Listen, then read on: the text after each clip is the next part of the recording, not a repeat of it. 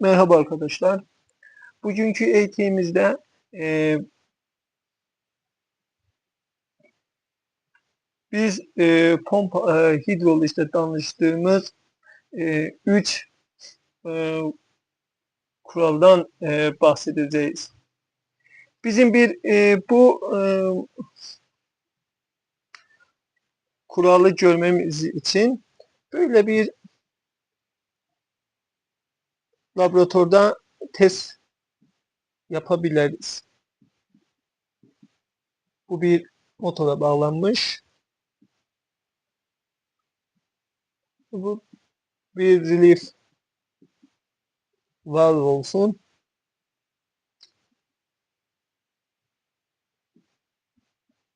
Böyle ve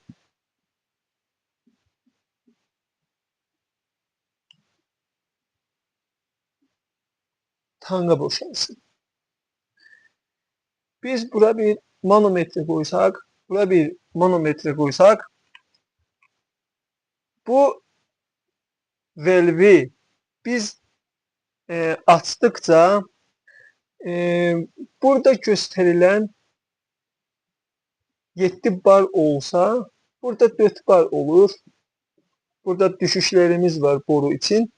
O yüzden ve bizim bu devrede hiçbir basıncımız yok. Mesir açık. Ama bunu bağlarsak bu basınç gider üste ve burada basınç hiç fark etmez ve böyle kalır. Burada e, düşüşleri için.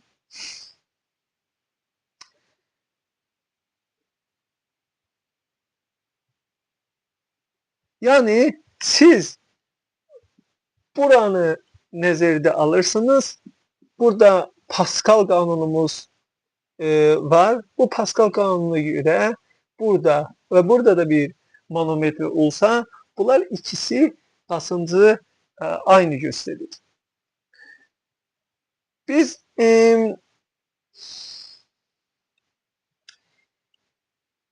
bu debi olduğu için ama pompamız bu basıncı tahammül etmeli. Basıncı tahammül etmeli. E, burada debi var. Bu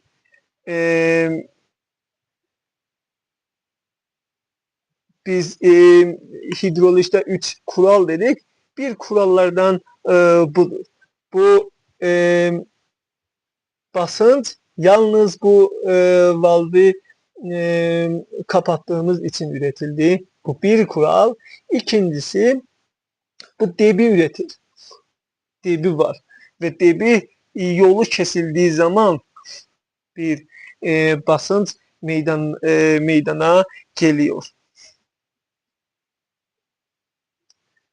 Biz burada böyle bir e, tabloda bahsedersek bir 10 barda, 20 barda, 30 barda, 40 barda debileri yazarsak. Yani bunu laboratuvarımızda var. Bunu test ettik. Debileri yazdık. 4, 8 çıktı. 4 yarım çıktı. 4, 4 çıktı. 4, 2 çıktı. Yani debinin farkı basınç çoğaldıkça hiçbir fark yok ve az. Ona göre biz derik debi basınca bağlı değil. Basınca bağlı değil. Ve pompalar basınç tahammül etmekle hesap ediyoruz. Ve basınç bir direnç oluştuğu zaman devrede var. Biz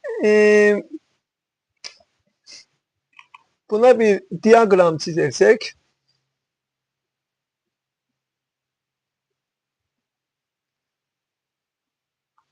böyle bir diagram çizersek, yani bu flow'umuz olsa, bu da pressure'ımız olsa, yani bu ideal bir çizgi olsa, böyle bir actual halette, bu actual, bu teoretikal bir basınçtır. Q max adında böyle bir basıncımız var. Ama santrifüj pompalarda böyle değil. Santrifüj pompalarda biliyorsunuz böyledir. Biz bu dediğim bir laboratuvar testinden biz bu valve'nin bu üç kurala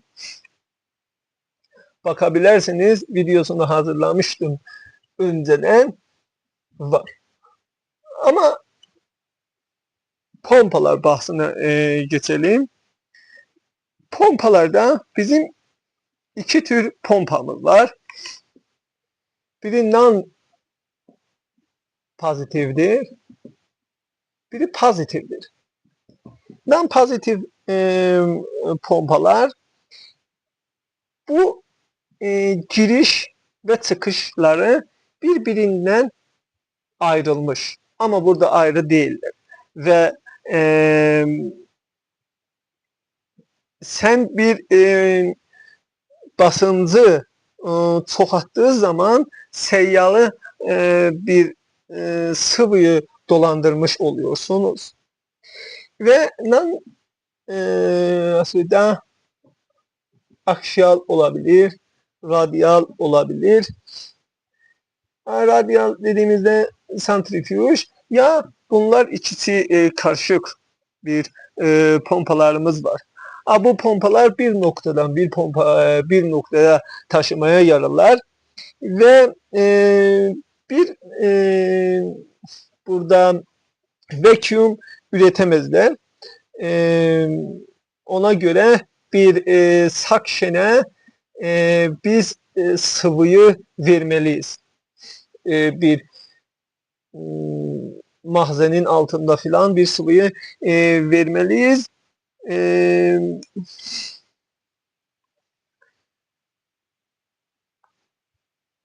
Bizim burada da santrifüj pompalarımız çok kullanılıyor ve bunlarda bir kesinler ve salyangoz adını veriyoruz.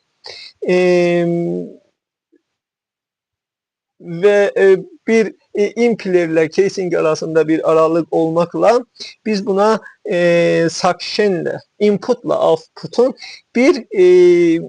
birbirine yolu olduğunu söyleyebiliriz. Biz santrifüj pompalarda santrifüj pompa olsun, buna kapattıkça debit sıfır, yani pressure çoğaldıkça bizim flow'umuz sıfıra ulaşıyor. Pomp işten düşüyor. Ve ona göre de biz evlerde çok kullandığımız suyun basıncı az olur. Az kullansak basıncı olduğunu görebiliyoruz. Ama pozitif varlarla siz bir iğneni, bir syringe'i nazara alırsanız böyle,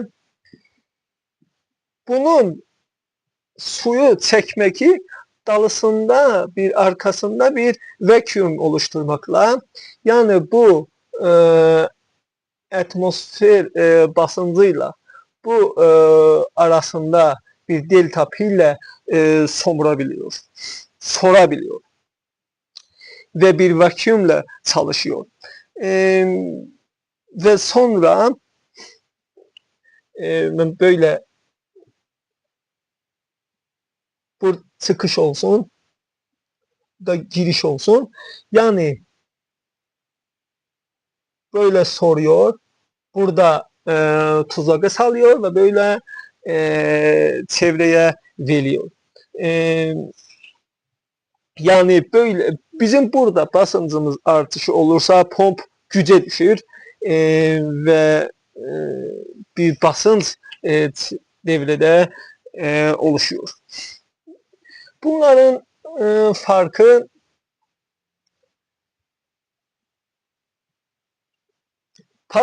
non-pozitifler, santrifüj pompalar bir devamlı flow çevrede var. Ama pozitifler tak oluyor. Bir darbeyle meydana geçebiliyorlar.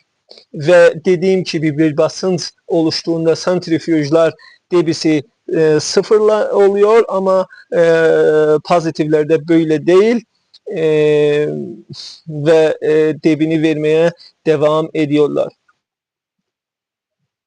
Ve non-pozitiflerde input output birbirinden ayrı ve sil olmuş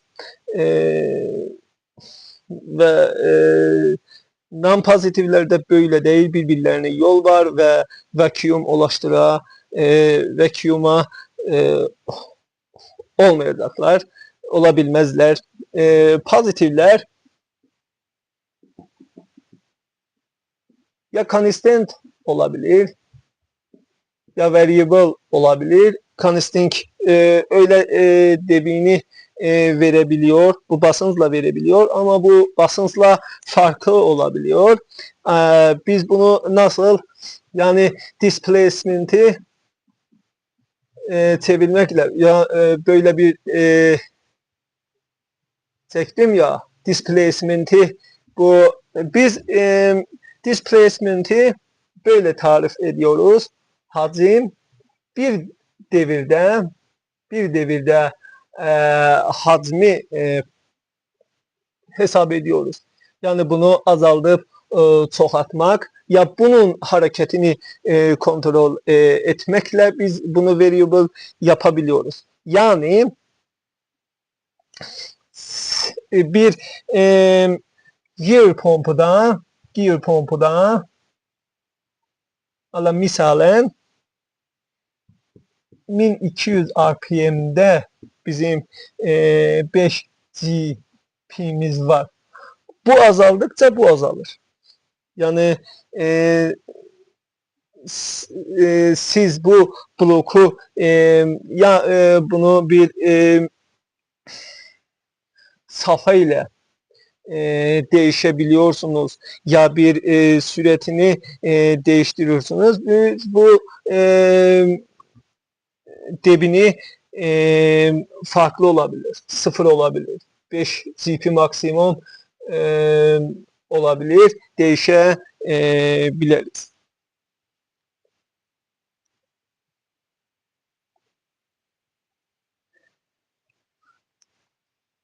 Evet, displacement'den bir de revolution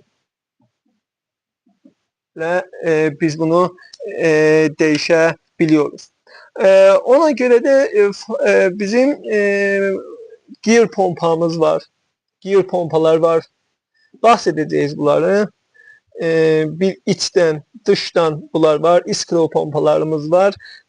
Bunlar rotary vent pompalarımız var. Rotary vent diyoruz. Axial pompalarımız vardır. Ve radial piston pompalarımız vardır. Biz bunlardan bahsedeceğiz. Bunların farklı kendilerine göre farklı bir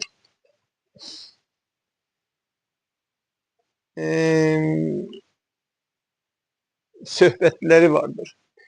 Umarım bu eğitim yararlı olmuştur.